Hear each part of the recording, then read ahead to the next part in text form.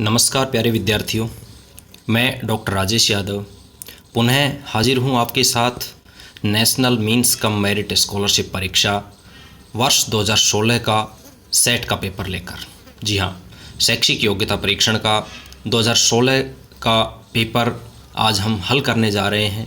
प्यारे विद्यार्थियों, पिछले जो वीडियोज़ बनाए थे एनएमएमएस के पेपर्स के, उन पे आपका रिस्पांस काफ़ी बढ़िया मिला और उन वीडियोज़ को आपने काफ़ी पसंद भी किया है। और ये वीडियो उसी श्रृंखला में आपकी समस्या को हल करने के लिए, आपको अभ्यास का एक मौका देने के लिए बनाया जा रहा है। प्यारे विद्यार्थियों, यदि आपने चैनल को अभी तक सब्सक्राइब नहीं किया है तो आप अभी चैनल को सब्सक्राइब कर लें, ताकि जो नए वीडियोज़ अपलोड हों उनके नोटिफिकेशंस आपको सबसे पहले मिल सकें। और वीडियो अच्छा लगे, आपको मेरा प्रयास पसंद आए तो आप लाइक करना नहीं भूलें और कमेंट ज़रूर करें। तो आइए बिना समय गंवाए शुरू करते हैं। जो इसके निर्देश हैं वो वही निर्देश हैं, सेम हैं जो प्रत्येक पेपर में होते हैं। 3 पार्ट में ये पेपर होगा, जिसमें पहला पार्ट होगा बेसिक साइंस का, जिसमें 35 प्रश्न होंगे। दूसरा जो पार्ट होगा वो सोशल साइंस का, जिसमें फिर से 35 प्रश्न होंगे। और तीसरा जो पार्ट है वो होगा मैथमेटिक्स का, जिसमें 20 प्रश्न होंगे। इस कुल मिलाकर 90 प्रश्न और 90 ही अंक होंगे। ठीक है, 90 प्रश्नों के 90 अंक, यानी प्रत्येक प्रश्न 1 नंबर का, और प्रत्येक प्रश्न के लिए 1 मिनट यानी 90 मिनट आपको समय मिलेगा इसको हल करने के लिए। तो आइए शुरू करते हैं। सबसे पहले विज्ञान के प्रश्न हैं हमारे सामने। पहला प्रश्न है, ध्वनि तरंगें गति करती हैं। ऑप्शन है हमारे केवल ठोस में, केवल द्रव में, केवल वायु या गैसों में, ठोस द्रव्य गैस में। प्यारे विद्यार्थियों, हमारा ऑप्शन होगा तीनों ही जो माध्यम हैं उन तीनों में ट्रैवल कर सकते हैं साउंड वेव। चौथा ऑप्शन हमारा सही होगा। दूसरा प्रश्न है, आपतन कोण परावर्तन कोण के बराबर होता है। कब होता है? कभी कभी होता है, या विशेष दशाओं में होता है, या कभी नहीं होता है, या सदैव होता है। तो इसका आंसर होगा ऑलवेज, सदैव। चाल का मूल मात्रक, basic unit of speed, speed की है मीटर पर सेकेंड। जो चौथा ऑप्शन है हमारा वो सही होगा। चौथा ऑप्शन है मीटर पर सेकेंड। ये हमारा आंसर होगा कि चाल का मूल मात्रक क्या है। वैसे किलोमीटर प्रति घंटा में भी हम उसको व्यक्त करते हैं, लेकिन जो मूल मात्रक है वो मीटर पर सेकेंड। अगला जो प्रश्न है, इंद्रधनुष बनने की परिघटना क्या कहलाती है? ये कहलाती है डिस्पर्जन यानी विक्षेपण। इंद्रधनुष बनने की परिघटना कहलाती है विक्षेपण या डिस्पर्जन। पांचवा है, डबल रोटी के निर्माण के दौरान निकलने वाली गैस कौन सी है? The gas release during the preparation of bread is CO2, carbon dioxide. आगे बढ़ते हैं। अगला जो प्रश्न है, CNG ईंधन का ऊष्मीय मान कितना है? CNG जो ईंधन है, गैस होती है, उसका ऊष्मीय मान कितना होता है? उसका ऊष्मीय मान होता है 50,000 किलो जूल पर किलोग्राम। प्रति किलोग्राम में 50,000 किलो जूल। 7वां प्रश्न है, अधातु का उदाहरण है। जो धातु नहीं है उसका उदाहरण है। तो इसमें जस्ता भी धातु है, आयरन भी धातु है, कॉपर भी धातु है, लेकिन जो सल्फर है वो धातु नहीं है। तो हमारा उत्तर होगा 1 नंबर। 8वां प्रश्न है, नींबू में कौन सा अम्ल पाया जाता है? एसिड। नींबू में कौन सा पाया जाता है? तो नींबू में सिट्रिक एसिड पाया जाता है। निम्नलिखित में से किस विलयन में विद्युत धारा का प्रवाह नहीं होगा? नल का पानी है, इसमें विद्युत धारा का प्रवाह होगा। नींबू का रस, इसमें विद्युत धारा का प्रवाह होता है। विनेगर, सिरका, इसमें भी होता है। लेकिन वनस्पति तेल, वेजिटेबल ऑयल और अल्कोहल, इनमें विद्युत धारा का प्रवाह नहीं होता है, करंट पास नहीं होता है। तो हमारा आंसर होगा 3 नंबर। 10वां है, खाना पकाने के बर्तनों के हैंडल बनाने के लिए सर्वाधिक उपयुक्त पदार्थ है। जो खाना बनाने के बर्तन होते हैं उनके हैंडल बनाने के सबसे सही पदार्थ कौन सा है? Polythene, nylon, PVC, bakelite. तो इसका ऑप्शन उत्तर होगा चौथा, बेकेलाइट।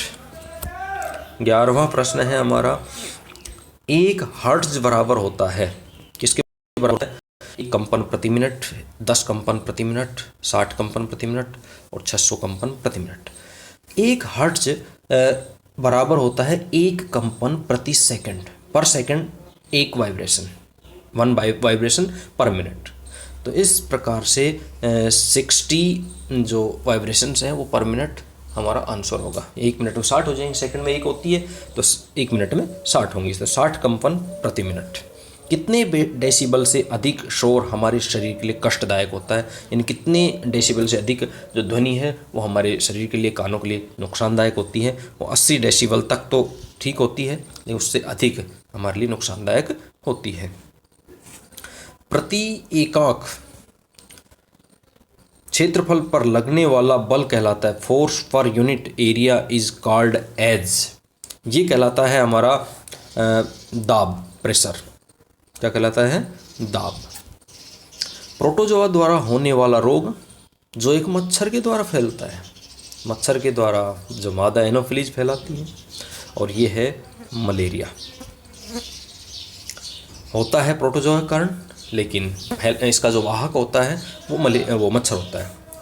15वां प्रश्न है, सही कथन का चयन कीजिए। गुणसूत्र केंद्रिका में स्थित होते हैं, केंद्रिका कोशिका केंद्रक में स्थित होती है, जीन गुणसूत्र में स्थित होते हैं, केंद्रक कोशिका झिल्ली से घिरी होती है। तो इसका हमारा उत्तर होगा जीन गुणसूत्र में स्थित होते हैं।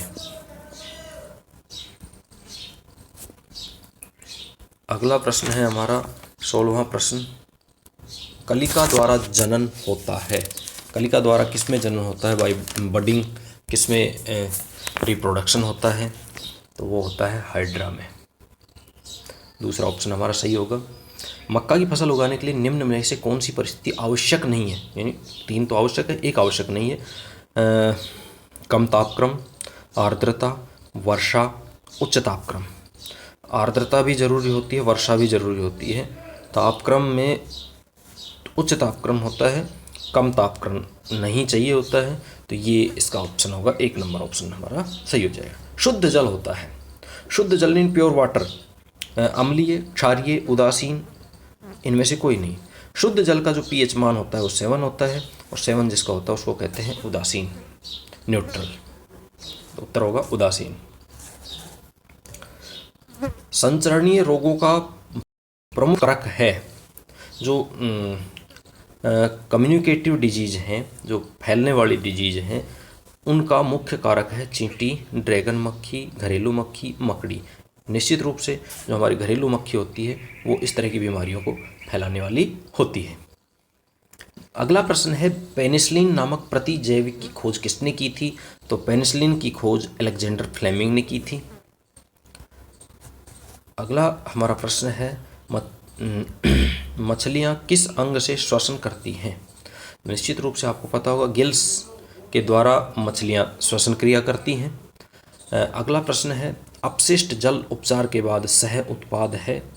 By products of waste water treatment are अपंक व कोक, कोक व मोम, अपंक व जैव गैस, एलपीजी व सीएनजी। ये तो निश्चित रूप से नहीं हो सकती, ये पेट्रोलियम के हैं, ये भी पेट्रोलियम का उत्पाद है।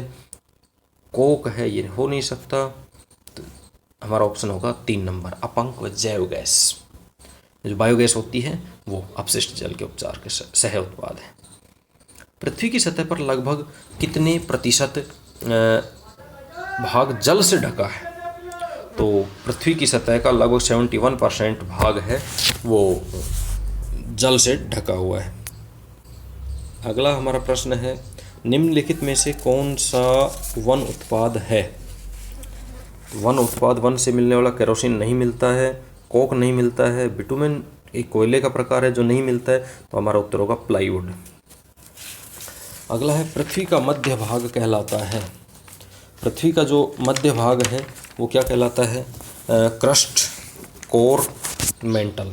अब पृथ्वी का हम कहें कि जो अंदर वाला भाग होता है उसको बोलते हैं कोर, इसके बाद वाला जो भाग होता है उसको बोलते हैं मेंटल, और बाहर वाला जो भाग होता है उसको बोलते हैं क्रस्ट।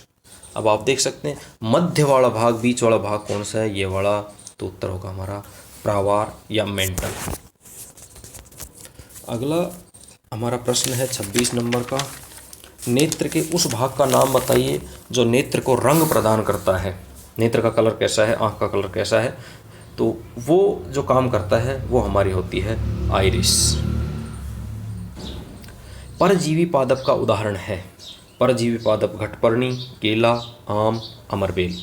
निश्चित रूप से आपको पता होगा अमरबेल है जिसके न जड़ होती है, दूसरे पौधों पर ये जीवित रहती है, इसलिए इसको परजीवी कहते हैं। एक लिंगी पुष्प का उदाहरण है।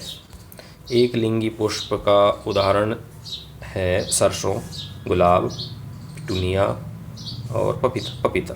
पपीता में आपने देखा होगा नर और मादा अलग अलग पेड़ लगाने पड़ते हैं। कुछ जो नर पेड़ होते हैं उनके फल नहीं आते हैं, लेकिन सिर्फ मादा पेड़ है उसी के फल आते हैं, इसलिए पपीता है वो एक लिंगी पुष्प का उदाहरण है। अगला प्रश्न है, थायरॉक्सिन हार्मोन कमी से होने वाला रोग है। थायरॉक्सिन कमी से होने वाला रिकेट्स नहीं है, स्कर्वी नहीं है, हीमोफीलिया नहीं है, गाइटर है, ये थायरॉक्सिन हार्मोन कमी से होने वाला रोग है। निम्न में से किसमें बाह्य निषेचन होता है? Following shows the characteristics of external fertilization. External man में इंटरनल होता है, मुर्गी में इंटरनल होता है, गाय में इंटरनल होता है, तो हमारा उत्तर होगा मेंढक। मेंढक में एक्सटर्नल फर्टिलाइजेशन होता है, पानी में के माध्यम से इनका निषेचन होता है। अगला प्रश्न है हमारा, मनुष्य में लिंग निर्धारण की प्रक्रिया में पुत्री का निर्माण होता है। एक एक्स गुणसूत्र से, एक वाई गुणसूत्र से, दो वाई गुणसूत्र से, दो एक्स गुणसूत्र से। आपने देखा होगा मनुष्य में 23 जोड़ी गुणसूत्र होते हैं, जिसमें 22 में तो एक्स एक्स होते हैं और 23वां जो होता है उसमें एक्स वाई होता है।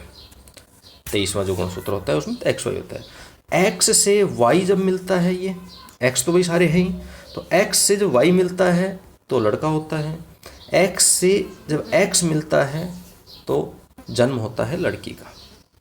तो यहाँ कह रहा है कि मनुष्य में लिंग निर्धारण की प्रक्रिया में पुत्री का निर्माण, तो पुत्री का निर्माण जब 2 एक्स होंगे तो होगा, तो हमारा उत्तर हो जाएगा 4 नंबर कि 2 एक्स गुणसूत्र से पुत्री का निर्माण होता है। अगला प्रश्न है 32वां, पादप का जनन भाग होता है। पादप का जनन भाग कौन सा होता है? पर्ण यानी पत्ती, रूट, स्टेम नहीं, पुष्प। जनन भाग होता है पुष्प, फूल। 33वां है, किस आयु वर्ग के किशोरों को टीनएजर्स कहा जाता है? ये 13 to 19 को टीनएजर्स कहा जाता है, टीन एज कहलाती है। जैसे 13 से 19, टीन, ठीक है। 11, 12 उसके बाद टीन जहाँ शुरू होता है वही सारी टीन एज है। 13, 14, 15, 16, 17, 18, 19 उसके बाद आता है 20। तो टीन एजर्स इसलिए कहते हैं, उसमें टीन आता है बस। अगला हमारा प्रश्न है, प्रदर्शित लेग्यूम पादप में उपस्थित जड़ ग्रंथिकाओं में पाया जाने वाला जीवाणु है। ये कुछ पौधे होते हैं जिनकी जड़ों में ये इस तरह के ये जीवाणु पाए जाते हैं, और ये जीवाणु नाइट्रोजन निर्माण का काम करते हैं, ठीक है। नाइट्रोजन को खाद्य के रूप में बदलते हैं और धरती को उपजाऊ बनाते हैं। ये लगभग दलहनी जो फसल होती हैं उनमें पाए जाते हैं, और इनको कहते हैं राइजोबियम। ये जो गांठ पाई जाती है, ग्रंथिका पाई जाती है, इनमें जो जीवाणु पाया जाता है उस जीवाणु को कहते हैं राइजोबियम। 35वां प्रश्न है, मार्बल कैंसर परिघटना का कारण है। मार्बल कैंसर यानी मार्बल का जो नुकसान होता है, मार्बल का क्षरण होता है, वो उसका कारण है अम्ल वर्षा, एसिडिक रेन है, वो मार्बल कैंसर का कारण है। ये 35 प्रश्न थे विज्ञान के। अब हमारे सामाजिक के 35 प्रश्न शुरू होते हैं। निम्नलिखित में कौन सा जैविक घटक है? जैविक घटक पत्थर, जल, मिट्टी, मछली। तो निश्चित रूप से आपको पता होगा जैविक घटक यानी ऑर्गेनिक एलिमेंट मछली है। मोनाकी पर्वत किस महासागर में स्थित है? तो मोनाकी पर्वत जहाँ ज्वालामुखी भी है वो हमारे प्रशांत महासागर पैसिफिक ओशियन में स्थित है। अगला प्रश्न है,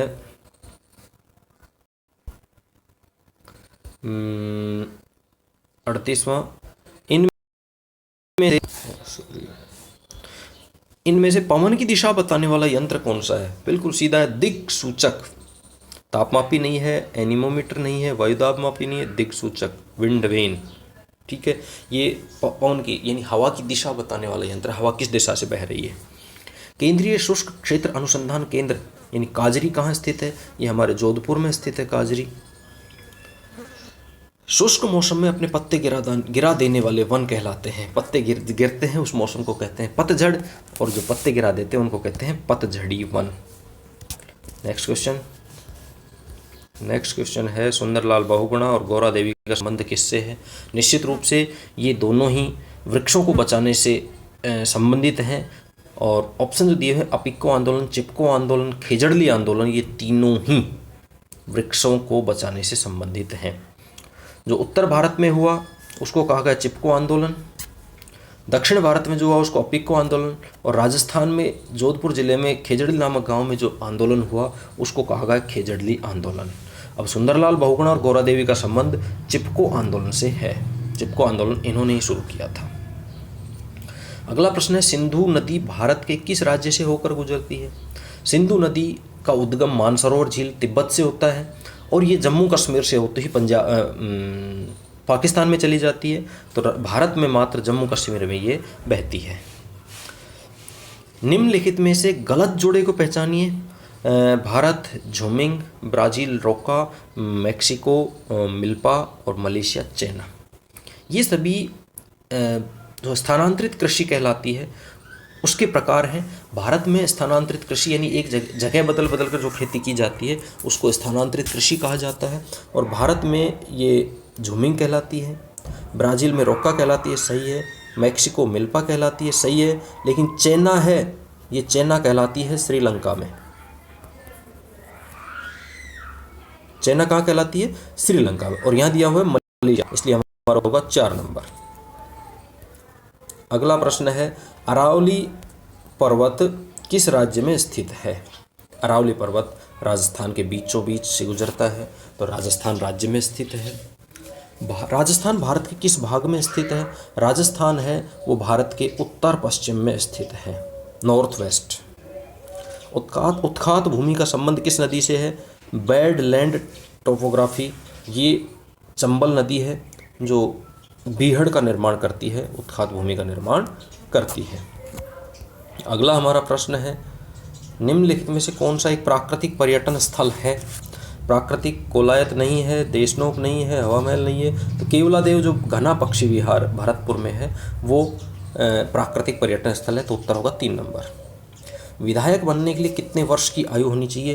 तो विधायक बनने के लिए 25 वर्ष की आयु होनी चाहिए। समवर्ती सूची में सम्मिलित हैं। समवर्ती सूची में वनों को शामिल कर दिया गया है, 4 नंबर ऑप्शन हमारा सही है। राज्य का संवैधानिक मुखिया कौन होता है? राज्य का संवैधानिक मुखिया होता है राज्यपाल। किस देश की संसद में महिलाओं की भागीदारी सर्वाधिक है? तो ये जो हमारा स्वीडन है, स्वीडन की संसद में महिलाओं की भागीदारी सबसे ज़्यादा है, सबसे ज़्यादा महिलाएं स्वीडन के संसद में हैं। निम्नलिखित में से कौन सा मौखिक वार्तालाप का साधन है? चलचित्र, रेडियो, टेलीविज़न, फ़ोन। निश्चित रूप से आपको पता है कि मौखिक वार्तालाप यानी बातचीत करना, ये फ़ोन है। राजस्थान की प्रथम महिला विधायक कौन बनी थी? राजस्थान की प्रथम महिला विधायक बनी थी यशोदा देवी, और ये बांसवाड़ा से विधायक बनी थी। पहली विधानसभा में ही ये चुनी गई थी उपचुनाव में। यह भारतीय संविधान की विशेषता नहीं है। लिखित, विशाल, कठोर, निर्मित। ये कठोर होना ये भारतीय संविधान की विशेषता नहीं है। बाकी भारत का संविधान लिखित है, बड़ा है, विशाल है, निर्मित भी है, लेकिन कठोर नहीं है कि उसमें संशोधन हो ही ना सके। अगला प्रश्न है, निम्नलिखित में से कौन सा केंद्र शासित प्रदेश है? केंद्र शासित प्रदेश हमारा है मिजोरम, पंजाब, दिल्ली, जयपुर। तो निश्चित रूप से हमारा दिल्ली है वो केंद्र शासित प्रदेश है। आगे बढ़ते हैं। लोकसभा में कुल कितने सदस्य होते हैं? How many members are there in Lok Sabha? 545, 545। किस अनुच्छेद का प्रयोग आपातकाल लगाने के लिए नहीं किया जा सकता है? तो पहले ध्यान दें, आपातकाल लगाने के लिए 352, 356 और 360 का प्रयोग किया जाता है। ध्यान रखें कि राष्ट्रपति देश में आपातकाल लगाने के लिए 3 अनुच्छेदों का प्रयोग करता है, वो है 352, 356 और 360। इसके अलावा आपको उत्तर मिल गया होगा, 3 नंबर हमारा उत्तर है। आय व्यय का लेखा जोखा क्या कहलाता है? प्रतिवर्ष संसद में पेश किया जाता है देश का, वो कहलाता है बजट। आय और इनकम हुई, क्या इनकम होगी और क्या एक्सपेंडिचर होंगे, क्या खर्चा होगा, उसका अनुमान लगाया जाता है, वो कहलाता है बजट। भारत के किस राष्ट्रपति मिसाइल मैन भी कहा जाता है? ये आपको पता होगा, मिसाइल मैन कहा जाता है डॉक्टर APJ अब्दुल कलाम को। चांद बावड़ी आभानेरी किस जिले में स्थित है? चांद बावड़ी दौसा में स्थित है। दिल्ली पर तुगलक वंश का शासन कब था? ये 1320 से 1414 तक था तुगलक वंश का। निम्नलिखित में से कौन पृथ्वीराज चौहान का वंशज है? तो इसमें वैसे भी अगर आप देखना चाहें तो शिवाजी मराठा थे, जो इनके हो नहीं सकते। शाहजहां मुगल थे, जो इनके पृथ्वीराज चौहान के वंशज नहीं हो सकते। महाराणा प्रताप मेवाड़ के थे, जो राणा गुहिलों के वंशज थे, ये भी नहीं हो सकते। तो हमीर देव जो रणथंभौर के शासक थे और 1301 ईस्वी में अलाउद्दीन खिलजी के आक्रमण के समय इन्होंने वीरगति को प्राप्त किया था। हमीर देव पृथ्वीराज चौहान के वंशज थे। मेवाड़ का कौन सा शासक कला व साहित्य का महान संरक्षक था? ये नाम आता है महाराणा कुंभा का, जो कला और साहित्य के संरक्षक थे। महाराणा प्रताप का जन्म कहाँ हुआ था? महाराणा प्रताप का जन्म कुंभलगढ़ में हुआ था। अगला प्रश्न है हमारा, सोनारगढ़ किला कहाँ स्थित है? सोनारगढ़ जैसलमेर में स्थित है। औरंगजेब की मृत्यु कब हुई थी? औरंगजेब की मृत्यु 1707 ईस्वी में हुई थी। 67वां है, आउवा की कुल देवी। आउवा की कुल देवी सुगाली माता, और 1857 क्रांति में जो राजस्थान के क्रांतिकारी थे उनकी भी आराध्य देवी सुगाली माता थी। ब्रह्म सभा का गठन किसने किया? ब्रह्म सभा का गठन करने वाले थे Raja Ram Mohan Roy. Tata iron steel company Jamshedpur कहाँ स्थित है? इसीलिए इस जमशेदपुर का नाम आजकल टाटा नगर हो गया है, टाटा नगर के नाम से जाना जाता है। अगला हमारा प्रश्न है और SST का अंतिम प्रश्न, प्रथम विश्व युद्ध कब शुरू हुआ? प्रथम विश्व युद्ध 1914 में शुरू हुआ, फर्स्ट वर्ल्ड वार। अब हमारे शुरू होते हैं गणित के सवाल। 20 सवाल गणित के होंगे कि 20 जो 20 क्वेश्चंस हैं वो मैथमेटिक्स के होंगे। पहला प्रश्न है, 8 मल्टीप्लाई बाई -3 + 10 का मान होगा। आप करके देखें, 8 को 3 से मल्टीप्लाई करेंगे 24 और +10 तो -14, हमारा उत्तर होगा -14। नेक्स्ट क्वेश्चन है, 5/6 5/6 के तुल्य भिन्न है। तुल्य भिन्न होगी, अब करके देखें।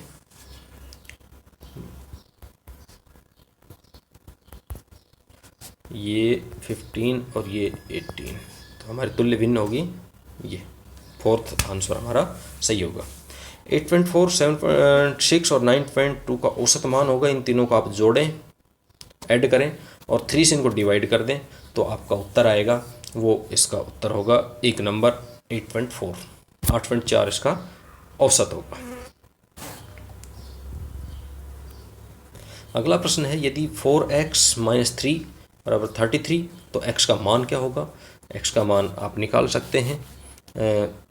4x - 3 33, 4x = 33 + 3, जो 3 को इधर लेके आएंगे तो प्लस हो जाएगा और ये 36 हो गए। x = 36 अपॉन, अब ये जो यहाँ मल्टीप्लाई में इधर आके अपॉन में हो जाएगा, डिवाइड करेगा इसको और निश्चित रूप से हमारा उत्तर होगा 9। 3 नंबर उत्तर सही होगा। अगला प्रश्न है, बिल्कुल सरल है, 50 का 50% क्या होगा? 50 का 50%। बिल्कुल इजी। 0 से 0 कैंसिल, 0 से 0 कैंसिल, 5 5 जा 25, 5 5 25 और हमारा उत्तर होगा 1 नंबर 25। दी गई चित्र में x का मान होगा, x की वैल्यू। अब इसमें आप देख सकते हैं एक त्रिभुज के जो तीनों कोण हैं उनका मान होता है 180, भीतर के तीनों कोणों का योग, जिसमें से एक आपको दे रखा है 90, बच गए 2 90 के, आ गए 90 के हैं, तो ये हमारा 30 का है, ये 60 का है, तो हमारा आंसर होगा x का मान 30 डिग्री। अगला प्रश्न है हमारा, रवि ने 8,000 रुपये में टीवी खरीदा और उसे बेचकर 20% का लाभ कमाया, उसने प्रॉफिट भी ले लिया, तो टीवी का बिक्री मूल्य, सेलिंग प्राइस, ठीक है, तो ये जो 8,000 है इसमें हम इसका 20% लाभ निकाल कर वो जोड़ देंगे, और लाभ का जो फॉर्मूला होता है वो होता है इसका जो क्रय मूल्य है, क्रय मूल्य गुणा लाभ प्रतिशत, बस इतना ही करना है अपने को। क्रय मूल्य है 8,000 और लाभ प्रतिशत इतना, 10 से 10, 10 से 10, 800 को 2 से गुणा कर दो, 1600, और 1600 को इसमें ऐड कर दो, तो हमारा उत्तर होगा 9600, 9600। अगला जो सवाल है 78th, बिल्कुल सिंपल है, कोई टेंशनबाजी की ज़रूरत नहीं है, इसमें आप देख पाएंगे इस तरह के जो क्वेश्चन हैं, मल्टीप्लाई यदि करते हैं तो हमारी जो वैल्यूज हैं इनकी घात जो बोलते हैं वो आपस में क्या हो जाएंगी, जुड़ जाएंगी, और जब भाग देते हैं तो वो घट जाएंगे। जैसे जब 5 की 6 मल्टीप्लाई 5 की 2, 5 की घात 6 और उसको गुणा करते 5 की 2 से, तो 5 की 6 और 2 8, ये हो गया, ये मल्टीप्लाई हो गया। अब इसको डिवाइड करें हम 5 की 3 से, तो यहाँ पर इनको माइनस कर देंगे, तो 5 की 8 में से 3 गए, तो ये 5, बस ये हमारा उत्तर होगा। कुछ करने की ज़रूरत नहीं है, हमें उत्तर सबसे पहले देख लेना है, क्योंकि इसके चक्कर में नहीं पड़ेगी, इसको निकालें हम, इसकी वैल्यू निकालें। वैल्यू नहीं पूछा है इसने, किस हिसाब से पूछा है, इस हिसाब से पूछा है, इसी हिसाब से उत्तर देना है, बिल्कुल इजी क्वेश्चन। नेक्स्ट जो क्वेश्चन है वो हमारा है किसी वर्ग का परिमाप, परिमाप कहते हैं जो वर्ग कहें हम, उसके चारों, यहाँ से शुरू करके ये चारों जो बाउंड्री को नापे, ये इसका परिमाप कहलाता है, पेरीमीटर, वो 100 मीटर है। अब 100 मीटर है तो इसका मतलब 100 का चौथा हिस्सा इसकी एक भुजा हो जाएगी, ठीक है, 25 मीटर। अब क्षेत्रफल निकालना है, क्षेत्रफल के लिए भुजा गुणा भुजा, वर्ग में भुजा गुणा भुजा, और ये यदि हम करेंगे तो हमारा उत्तर होगा 4 नंबर। क्लियर, 625 वर्ग मीटर। अगला प्रश्न है 80 नंबर का। ये जो फिगर दी गई है इस फिगर का मान क्या होगा, तो इसको आप बिल्कुल सिंपलीफाई करके इसको कर लेंगे और इसका उत्तर आएगा हमारा 7/3/4। चलिए आगे बढ़ते हैं। अगला प्रश्न है, यदि x + 1/x = 5, तो x² + 1/x² का मान होगा, तो इसका हमारे यहाँ मान होगा 23। तीसरा ऑप्शन हमारा सही होगा। उस कोण का मान जो अपने पूरक कोण के बराबर है वह कौन है, तो पूरक कोण आपको बता दें, जिन दो कोणों का योग 90 डिग्री होता है वो पूरक होते हैं, आपस में पूरक होते हैं। जैसे हम कहें 40 + 50, ये दोनों आपस में पूरक हैं, 60 + 30 ये पूरक हैं, ठीक है, 80 + 10 ये भी पूरक हैं। लेकिन यहाँ कह रहा है पूरक कोण अपने पूरक कोण के बराबर, यानी दोनों आधे आधे हैं, इसको, ये हमारा उत्तर हो जाएगा 4 नंबर उत्तर 45 डिग्री। अगला प्रश्न है, एक वर्गाकार क्षेत्र का क्षेत्रफल 2304 वर्ग मीटर है। इस क्षेत्र की भुजा की लंबाई होगी, इसका हमें वर्गमूल निकालना है 2304 का, जो कि आप निकाल लेंगे और उत्तर हमारा होगा 48 मीटर। 840 रुपये अंकित मूल्य वाली एक शर्ट 714 रुपये में बेची गई। बट्टा प्रतिशत क्या होगा, यानी वो 714 में बेची गई तो उसको कितना प्रतिशत बट्टा दिया गया, इसको निकालने के लिए हम ये देखेंगे अंतर कितना है इन दोनों में। 840 में से 714 को घटाया तो अंतर आया 126। अब ये 126 है, ये 840 का कितना प्रतिशत है, बस वही हमारा उत्तर होगा। और जब हम इसको देखेंगे तो हमारा उत्तर आएगा 15%, 15%। अगला प्रश्न है x² -5x + 6 के गुणनखंड हैं, तो इसके हमारे गुणनखंड होंगे x - 3 और x + 2। Very good. अगला क्वेश्चन है 86 क्वेश्चन है 3 की 4 - 4 की 3, इसका मान होगा 17। आप निकाल लें। एक समचतुर्भुज का क्षेत्रफल 48 वर्ग सेंटीमीटर है, इसका एक विकर्ण 12 सेंटीमीटर है, तो दूसरे विकर्ण की लंबाई होगी 8 सेंटीमीटर। चलिए 3 प्रश्न और बचे हैं। 7/15 का योज्य प्रतिलोम है, 7/15 है, उसका हमारा योज्य प्रतिलोम होगा -7/15। यानी योज्य प्रतिलोम का मतलब होता है जब उसको उसके योज्य प्रतिलोम से डिवाइड किया जाए तो उत्तर 0 आए, 0, ये योज्य प्रतिलोम। 15 श्रमिक किसी कार्य को 48 घंटे में पूरा करते हैं, उसी कार्य को 20 घंटे में पूरा करने के कितने श्रमिकों की आवश्यकता होगी। इसको किस तरह से हो हल नहीं करना है, ये भी देखें आप, आंसर को जरूर देख लें क्वेश्चन करने से पहले, कहीं आप हल करने में लग जाएं और जब आपका उत्तर आए तो पता चले ऑप्शन में है ही नहीं। बस आपको सिर्फ शो करना है कि आप किस तरह से समीकरण बनाएंगे, बस 48 × 15/20, ठीक है। अब ये इसको इस तरह से कर सकते हैं एक एक नियम से कि 48 घंटे में काम करते हैं 15 श्रमिक, किसी काम को पूरा करते हैं 15 श्रमिक, 1 घंटे में काम करेंगे 15 × 48 और 20 घंटे में पूरा करेंगे कितने श्रमिक बटे 20। जी अपने को लिखना है उत्तर में, बस हो गए। लास्ट क्वेश्चन है 2000⁻0 का मान है, ये आप ध्यान रखें, जब किसी भी संख्या की घात 0 होगी तो उसका मान हमेशा 1 होगा, तो इसका उत्तर होगा 4 नंबर।